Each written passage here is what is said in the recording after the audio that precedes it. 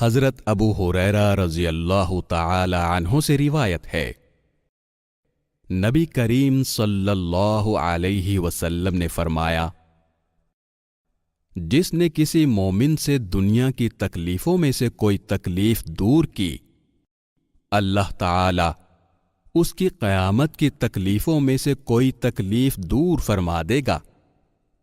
جس نے کسی تنگ دست پر آسانی کی، اللہ تعالی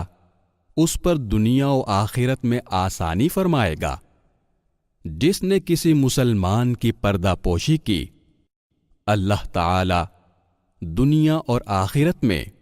اس کی پردہ پوشی فرمائے گا۔ اور اللہ تعالی بندے کی مدد میں رہتا ہے جب تک بندہ اپنے بھائی کی مدد میں رہتا ہے، اور جو علم کی تلاش میں سفر کرتا ہے، اللہ تعالی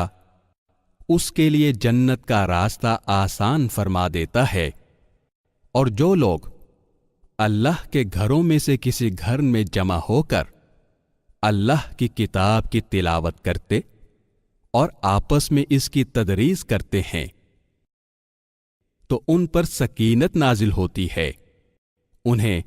رحمت ڈھانپ لیتی ہے، فرشتے انہیں گھیر لیتے ہیں، اور اللہ تعالی ان کا ذکر ان فرشتوں میں فرماتا ہے جو اس کے پاس ہوتے ہیں، اور جس کو اس کا عمل پیچھے چھوڑ گیا اس کا نسب اسے آگے نہیں بڑھائے گا۔